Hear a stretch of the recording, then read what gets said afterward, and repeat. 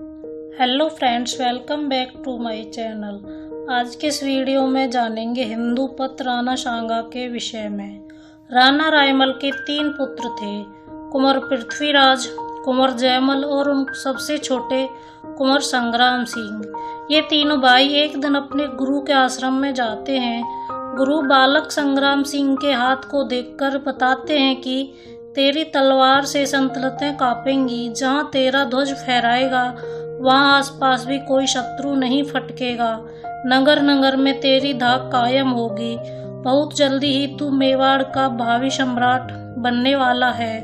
गुरु की इस भविष्यवाणी को सुनकर बड़े भाई कुंवर प्रताप ने कहा, ये सब बातें मात्र कहने के लिए हैं। मेवाड़ का राणा तो बड़ा पुत्र ही बनेगा।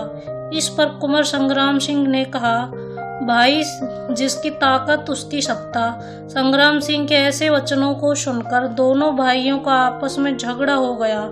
इस लड़ाई में पृथ्वीराज ने बालक संग्राम सिंह की एक आंख फोड़ दी। इसी कारण बालक संग्राम सिंह रात के अंधेरे में मेवाड़ किले से अजमेर निकल गए, जहां करमचंद पवार ने उन्हें आश्रय दिया। अजमेर में रहकर संग्राम सिंह ने कई युद्ध कलाओं में महारत हासिल कर ली। तपस्या के ताप में तपकर बालक संग्राम सिंह सोना बन रहा था। बालक संग्राम सिंह अब युवा हो चला था। खून में गर्मी और जिगरे में फौलाद था। यही समय था जब कुंवर संग्राम सिंह ने मेवाड़ धरा की सियासत को पलट कर रख दिया। इस समय तक संग्राम सिंह के दोनों भाइयों का स्वर्गवास हो चुका था। इसी के साथ सरदारों ने राणा संग्राम सिंह को राज्य का उत्तराधिकारी घोषित करके मेवाड़ की गद्दी पर उनका राज तिलक कर दिया। ये वही संग्राम सिंह हैं जिन्हें दुनिया राणा सांगा के नाम से जानती है। सांगा ने सतलुज, बयाना, सिंध, मालवा, भरतपुर, ग्वालियर, उत्तर गुजरात और संपूर्ण राजपूताने में एक छत्र शासन स्थापित कर दिया। राणा के एक हाथ एवं एक आंख नहीं थे और उनके शरीर पर 80 घाव थे, पर फिर भी खुले शेर की तरह भयानक युद्धों का नेतृत्व खुद करते रहे। राणा सांगा संपूर्ण भारत पर एक छत्र शासन स्थापित करके विक्रमादित्य की उपाधि धारण करने का अरमान रखते थे। उन्होंने पाती पर्वन की प्रथा को पुनः जीवित करते हुए सभी क्षत्रियों ताकतों को एक कर दिया था, जिससे पश्चिम में मेवाड़ एक हिंदू राज्य बनकर दिल्ली की सत्ताओं को ललकारने लगा। दिल्ली के सुल्तान को बंदी बनाया। गुजरात के शाह को घोड़े के पीछे बांधकर मेवाड़ ले गए और बयाना के मैदानों में विशाल मुगल फौज को परास्त कर दिया। जब भारत चारों तरफ से शत्रुओं से घिर चुका था, तब एकमात्र योद्धा बनकर खड़े हुए राणा सांगा। साल 1509 में राणा सांगा ने मेवाड़ की गद्दी संभाली। राणा ने सबसे पहले अपना गढ़ मजबूत किया। इसके बाद राजपूताने की बड़ी बड़ी रियासतों के साथ वैवाहिक संबंध स्थापित करने शुरू किए। इससे राणा ने कई ताकतों को एकजुट कर दिया। साथ ही करमचंद पवार को अजमेर का मुख्य सरदार घोषित करके अपनी सत्ता को राजपूताने के मुख्य द्वार तक मजबूत कर दिया। चारों दिशाओं में अपनी सत्ता मजबूत करने के बाद राणा ने ईडर प्रदेश पर हमला कर दिया, जहां का शासक गुजरात के सुल्तान महमूद शाह का पूरा समर्थन करता था। सांगा के इस हमले से ईडर नरेश गुजरात भाग गया।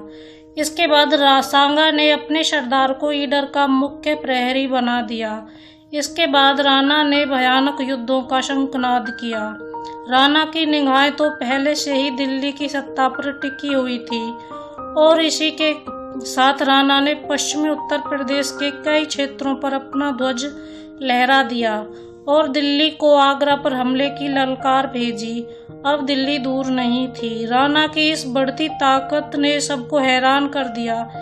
इसी बढ़ती ताकत का जवाब देने के लिए साल 1517 में दिल्ली के सुल्तान इब्राहिम लोदी ने तुरंत एक विशाल सेना के साथ मेवाड़ पर चढ़ाई कर दी।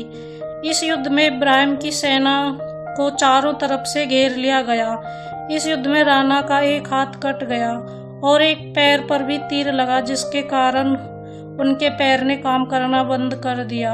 इब्राहिम को कैद करके मेवाड़ दरबार ले जाया गया, जहां से हरजाना लेकर उसे छोड़ दिया गया। परंतु इसके 2 साल बाद इब्राहिम लोदी ने राणा सांगा पर फिर से आक्रमण कर दिया। इस बार फिर राणा सांगा की विजय हुई। दिल्ली के सुल्तान को 2 बार पराजित करने के कारण संपूर्ण भारतवर्ष में राणा सांगा की धाक कायम हो गई और सभी ने राणा सांगा को अपना सरदार चुनकर उन्हें हिंदूपत की उपाधि से नवाजा। परंतु अब इतिहास करवट बदल रहा था। काबुल का बादशाह बाबर और दिल्ली के सुल्तान इब्राहिम लोदी के बीच 20 अप्रैल 1526 में पानीपत के मैदान में घनघोर युद्ध छिड़ गया। इस समय राणा शांत चित्त से मौके की तलाश में थे। राणा सांगा को लगा कि बाबर इब्राहिम को मारकर कुछ दिन दिल्ली में रहेगा, फिर वापस लौट जाएगा, पर ऐसा नहीं था। बाबर ने इब्राहिम को मारकर दिल्ली पर अपनी सत्ता कायम कर दी। अब भारत की स्थिति काफी बदल चुकी थी। दिल्ली की सत्ता पर सुल्तानी मुगलिया कायम हो गई थी। बाबर जानता था तब तक भारत में राणा सांगा जैसा मजबूत शासक है, वह तब तक भारत पर अपना शासन स्थापित नहीं कर पाएगा और इसी कारण बाबर फतेहपुर सीकरी में अपना डेरा डालकर बयाना दुर्ग पर अपना अधिकार जमा लेता है। इस पर राणा ने महायुद्ध का ऐलान कर दिया। संपूर्ण राजपूत पताने में पाती परवन का संदेश भिजवाया गया और निकल पड़े बाबर पर हमला करने के लिए। इस युद्ध में सांगा ने फिर से बयाना का दुर्ग जीत लिया और बाबर की सेना हारकर कुछ दूरी तक भाग गई। ये बाबर की सेना की पहली हार थी, परंतु बाबर भी चुप बैठने वालों में से नहीं था। बाबर ने जिहाद का नारा लगाया, जिससे उसकी सेना पुनः युद्ध करने के लिए तैयार हो गई और 1 महीने बाद ही 17 मार्च 1527 को खानवा भरतपुर के मैदानों में फिर से एक भयंकर युद्ध हुआ।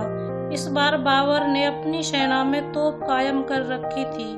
तोप जैसे हथियारों के बारे में भारतीयों ने पहले कभी नहीं सुना था। इस युद्ध में बाबर की सेना ने राणा के सैनिकों को पीछे से घेर लिया और राणा को एक तीर लगा, जिससे वो हाथी से नीचे आ गए।